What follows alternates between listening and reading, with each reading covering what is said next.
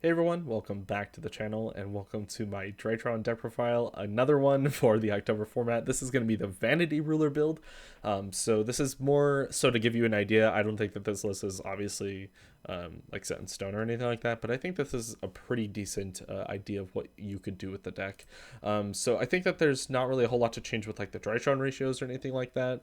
But I think there's a lot of different options, especially as you can see in my side deck, that there's a lot of things that you can do with this deck. I did mention a lot of other things you could do with the deck, especially if you want to play other variants. You can check the other videos I posted a couple days ago.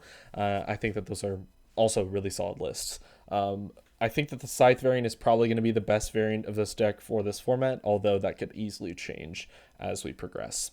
So obviously Vanity's Ruler is just like busted. The only problem with this card is that a lot of people are playing board breaker cards, and so you really have to set this up with something else, especially if you're going first. Otherwise, you're just going to lose to a Imperm, a Dark Ruler, like Chalice even, Droplets, you name it, you can just lose to that card basically. So I think with this variant, what you're really trying to do is just go for your Magic Gate Beta Buster to search your unlocking and set it alongside your vanities so that you can really just survive. And then your opponent can't really do anything. They can't summon monsters. They have to open 2 board breakers in order to be able to play, which is pretty cool. And then along the way, you can usually search for something like an Orange Light so that you can back it up with some sort of monster negate. So even if they do crack your board, you can still fight back somehow. I think I mentioned stuff with like Fafnir in the previous video with like the Sprite, but basically you can just like reduce their levels and it really messes them up, so that's pretty cool. I don't think that there's really a whole lot else to say about this. I'm a big fan of this Ultimate Slayer card. I think this card should probably be in every DRYTRON deck you play for the foreseeable future just because of how insane it is. As long as you're playing, obviously, the Diviner. So this card is just like absolutely insane. You can also play the field spell package in this. I think it's the best in this variant. It's not very good in the other ones. But yeah, basically you just play like a Terraforming, Set Rotation, Ritual Sanctuary, and a Mystic Mine. So that you have 3 ways to get to Mine, and then you have 4 ways to get to Fafnir, and 3 ways to get to Ritual Sanctuary. So you have plenty of ways to either add consistency to your deck, or to use it as an interruption, which is actually insane, or get it to your fairies, which is really cool as well. If you're going first, you can use your Ritual Sanctuary to discard a Droplet and then just search for Ben 10. So basically it's just like playing 3 more copies of Preparation of Rites. So that's why there's no Preparation of Rites in this deck, is you really just don't need it. Like, you're going to be searching for Ben 10 in like a billion different ways. So I don't think that the Preparation of Rites is very good in this list. I think that these cards are just honestly just like really solid. But yeah, let's go ahead and talk about some text for this deck. I think the extra deck is it's pretty self-explanatory. In my last deck profile, I forgot to put IP in my deck. You can just take out the Lyrilisk lady and just put it in. But yeah, I should have put IP in the deck, so I'm sorry. But yeah, I wanted to talk about this for a second. The branded engine, branded fusion. This actually could be insane. So basically, this is not only consistency for the deck, but also an interruption, which is insane. Because this can send Albion from the deck to the grave, or to summon Albion, sorry, which means you can send any DRYTRON from your deck to the grave. So it does lock you into fusion, so you can't really go into Fafnir or any other crazy combos like that. But realistically, you're not trying to do that. If you're able to open any DRYTRON name, yes, literally any DRYTRON name, it could be Beta, plus Branded Fusion, you just send Branded Fusion, send Alpha, summon the Lubellion, and then you go Alpha Effect, tribute the DRYTRON from your hand, whatever it is, Beta even, search Ben 10, and the Beta tributes the Ben 10 searches for Vanities, and then you tribute and summon over the Alpha and the Beta for your Vanities Ruler, and then you have a Mirror Jade on top of that, which is insane. So you actually just have like 2 negates off of it. It's like really cool. In the hands where you already draw a bunch of DRYTRONs, instead of sending consistency cards, you can play Lubellion to send your Magic Gate Beta Buster, and then you can ritual summon this, which is actually just like insane. Then you get a counter trap on top of it.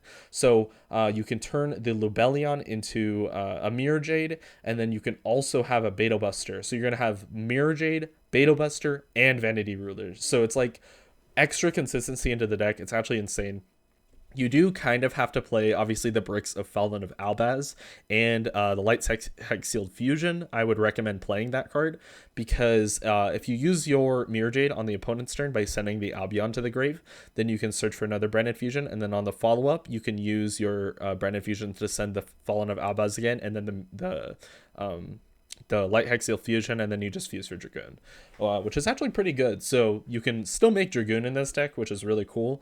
So you would have to play 5 total fusion monsters, 1 Lebellion, 2 Albion, a Mirror Jade, and a Red Eyes Dark Dragoon. So I would recommend doing that. I think that that's actually pretty insane, especially just being able to activate Branded Fusion twice is like so good, especially in a deck where you're already ahead, basically, just because of how busted these cards are. And then you could just like put up a Draconids on top of that, and then like Draconids Dragoon is just like 7k damage, so you just need to find the extra 1,000, which you can do easily with like Gamma summoning back one of the Drytrons in attack mode, you know. So like that's just actually insane. Obviously, like I mentioned in the previous profile, these 3 cards here, so Green Light, Recital Starling, and DD Crow. So Recital Starling can just search DD Crow, and then Green Light can also be an out to mine. But you're already playing an out to mine in this specific build in the form of set rotation. So basically, you can use Ritual Sanctuary if you're like not able to out the mine. You can use the Ritual Sanctuary to shuffle back your spells back into your deck, and then you can draw your set rotation, and then you can activate set rotation, and then just give them like a Fafnir, and you take the mine, and then it outs their mine. So like these 2 cards are going to be able to out mine in at any situation. It's just going to take a bunch of time.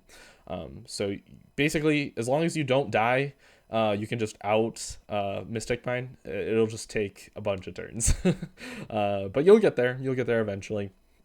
Yeah, and then Goes and Match. Just obviously this card's like really good, but it might not be like super great in this format because like Sprite mostly is dark, although it is leaning towards like the waters, like the Nimble Beaver and stuff like that. So like maybe the Gozen could be pretty decent against them. Tier Elements typically dark as well, so maybe the Gozen's not too great against them. Usually the Rivalry is just like actually like insane, but in this deck it's probably not very good to activate Rivalry because then you get locked under your fairies if you want to keep your Vanity Ruler live. And yeah, that's just not very good. Like you could do Machine, which is like actually pretty good, but you'd have to do a completely different end board in order for the Rivalry to be good. So I don't think that it's particularly worth it, but you know, a lot of people have been mentioning Anima to me recently. Yeah, this card's good. I mean, I think that it's better in like a going second version of the deck, but it definitely can have a lot of really good applications. And yeah, there's a lot of like weird scenarios where sometimes like you'll want to use like the Anima and the Link Karibo for like Dark Charmers and stuff like that, or I don't know, just like you'll have to like need like 2 dark monsters for like very specific scenarios. I can't remember any off the top of my head, but there are some reasons why you could like play these 2 in the same deck. Kurikara, this card's actually pretty cool that I saw in a couple of profiles.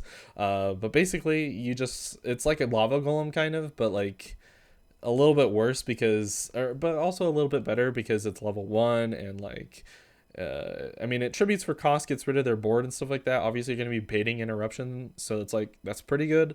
And then you can just like, you know, tribute all their dudes for cost. It's level 1. You can, you know, overlay with like Fafnir and stuff like that. It's pretty decent, not gonna lie. But at the same time, like it doesn't do what Lava Golem does, which is like stop the threat before it ever even activates, which is like, you know, kind of the thing with this deck is like you don't really want those cards to activate in the first place.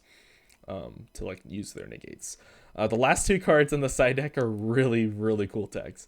So against a couple of different decks, you can instead normal summon your Spell Canceller. So you'd have to just play 3 of this card and then just hope to draw it, which is a little unfortunate, but kind of insane. You can just like tribute this over any Drytron and then all of their Dark Rulers are just dead. Although this does stop your Medionis Drytron, so you do have to be aware of that, but it is pretty decent. because I mean, obviously you can just like link this off and just like get rid of it in that way, so it's like not that big of a deal. And at the same time, like you're just gonna get advantage with DRYTRON cards anyways. Like these can be used as a link strategy instead of a ritual strategy. So like realistically, the spell canceller doesn't entirely stop you, but if you absolutely need to, you can just link it off, so it's fine. But being able to just stop Dark Ruler like that is just like so funny. So when you go first, you can put this in, and then just instead of summoning Vanity's Ruler, you can summon Spell Canceller, which is pretty good, especially if they're maining outs like Dark Ruler. They'll be like, oh, I just draw like Dark Ruler Droplet and I'm fine. And then you just hit them with a Spell Canceller, and then they just have to scoop on the spot, which is pretty funny. So yeah, you could definitely try this card out. I think that it could be really good.